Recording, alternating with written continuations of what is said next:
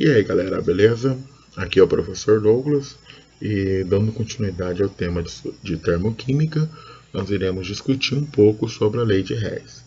Segundo a lei de Hess, a variação de entalpia, que é o ΔH, de uma reação, depende exclusivamente da entalpia final e da entalpia inicial dos produtos e dos reagentes, respectivamente, seja a reação realizada em uma única etapa ou em várias. Então, para a gente falar sobre a lei de Hess, que ela é uma técnica para a determinação da variação de entalpia, seria mais interessante a gente fazer a aplicação em uma questão. Então, nesse caso, eu selecionei duas questões para a gente estar discutindo a respeito. Bom, então a primeira questão ela vai ser essa aqui. São dadas as equações termoquímicas. Então, eu tenho a primeira equação, que é o carbono grafite, que está reagindo com o oxigênio gasoso e produzindo o gás carbônico gasoso.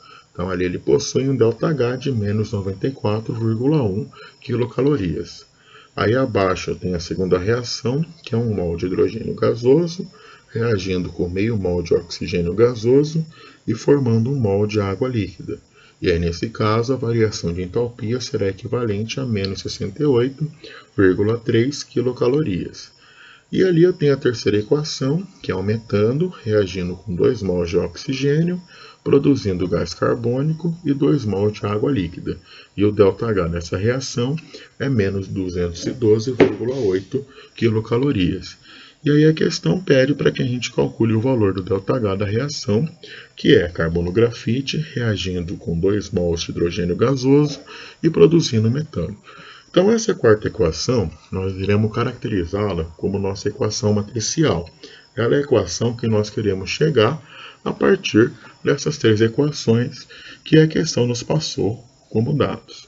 Então, quando eu pego a minha equação matricial, eu vejo que o primeiro termo que eu encontro ali é o carbono grafite. E analisando essas três equações, eu vou observar que esse carbono ele está presente na primeira equação. E além disso, o carbono grafite da nossa equação matricial, comparado ao carbono grafite da nossa primeira equação, ela está no mesmo lado da nossa reação, ou seja, as duas são reagentes. Então, quando isso acontece, eu vou simplesmente reescrever essa equação e colocar o conteúdo energético que ela possui. Então, beleza. Agora eu vou analisar o próximo termo, que nesse caso é o hidrogênio gasoso. Analisando as duas equações que ficaram, eu vejo que ela está presente na segunda equação. E além disso, esse hidrogênio também está na forma de reagente. Só que ali eu tenho o consumo de 2 mols de hidrogênio na minha equação matricial, enquanto que na equação número 2 são consumidos apenas 1 mol. Então, para que eu acerte essa quantidade, eu preciso multiplicar esses termos por 2. Então, nesse caso, a segunda equação torna-se 2 mols de hidrogênio gasoso reagindo com 1 mol de oxigênio gasoso, formando 2 mols de água líquida. E, além disso, eu preciso dobrar o conteúdo energético liberado nessa reação, que passa a ser menos 136,6 kcal. Então, indo adiante com relação à minha equação matricial, ali eu vejo que tem a formação de metano gasoso. E na terceira equação, que foi a que sobrou, o metano está na forma de reagente. Então eu vou precisar inverter essa equação para que ele fique no lado dos produtos, como é o que aconteceu quando nós reescrevemos a terceira equação. E aí, como eu inverti essa equação, eu vou precisar alterar o sinal. Então, ao invés de ele ser um sinal negativo, ele passa a ser um sinal positivo. Então, depois de eu ter tratado essas três equações, agora eu vou fazer a somatória delas.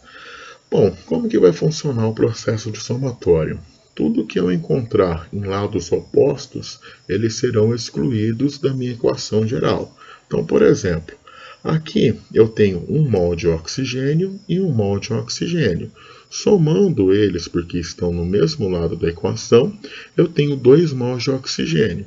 Só que quando eu analiso a terceira equação, eu vejo que esses 2 mols estão sendo produzidos na terceira equação. Então, dentro da minha equação global, é como se essas substâncias não existissem. A mesma coisa vai acontecer com o gás carbônico presente na primeira equação. Aqui ele está sendo produzido, enquanto que na terceira equação ele está sendo consumido.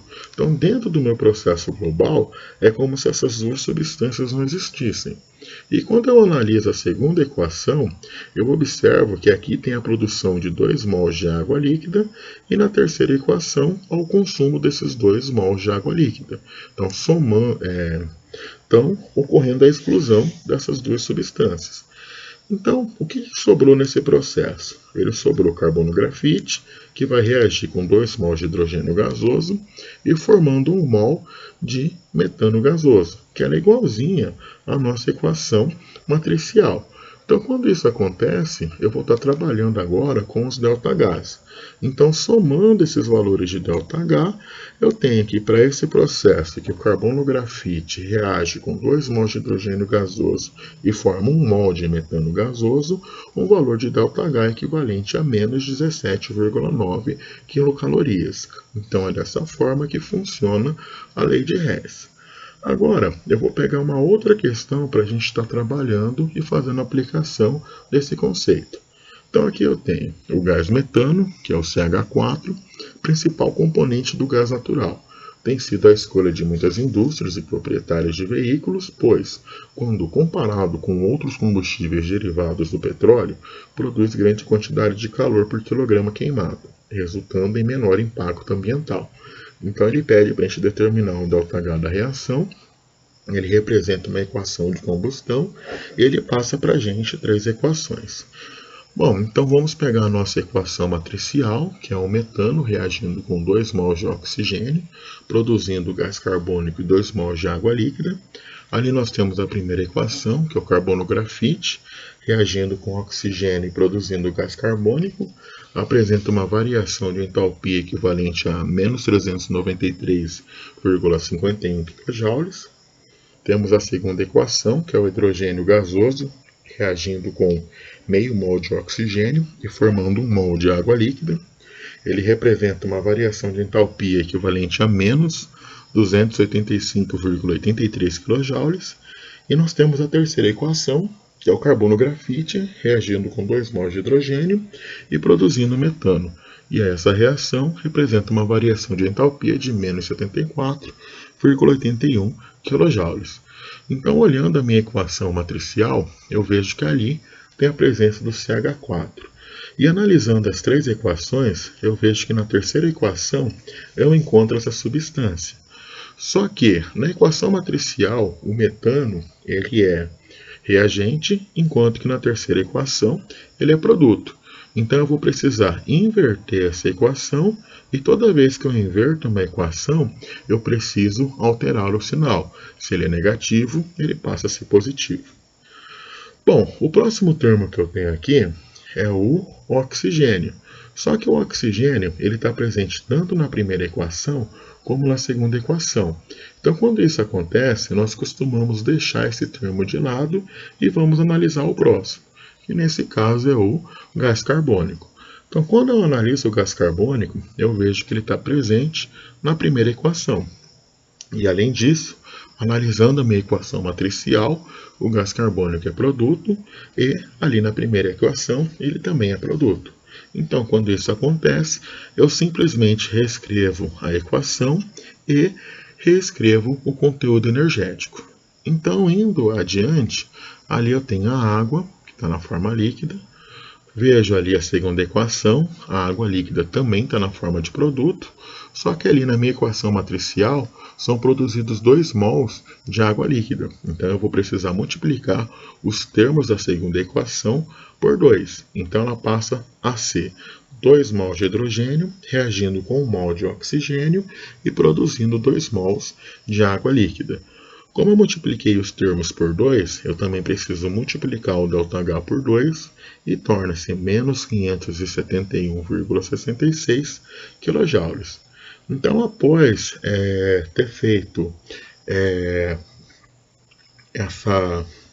ter tratado essas equações, eu vou trabalhar com elas e fazer uma somatória.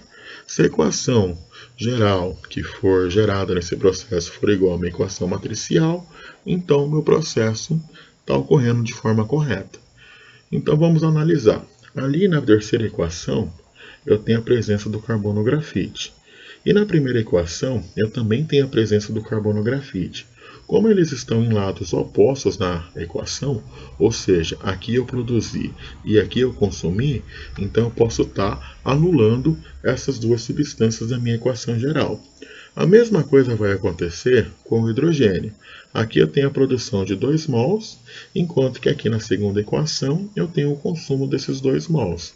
Então, dentro da minha equação geral, é como se essas duas substâncias não existissem. Então, após fazer essa análise, eu vejo que não existe mais nenhuma substância que esteja presente em reagente e produto. Então, posso estar somando essas equações.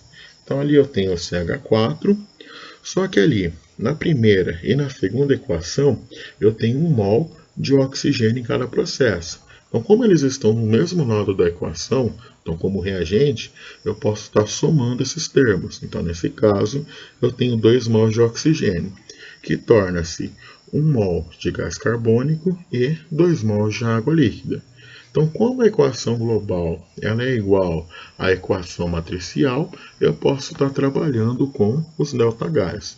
Então, somando esses valores de ΔH, eu tenho um valor equivalente a menos 890,36 kJ, que é o conteúdo energético liberado quando ocorre esse processo de combustão.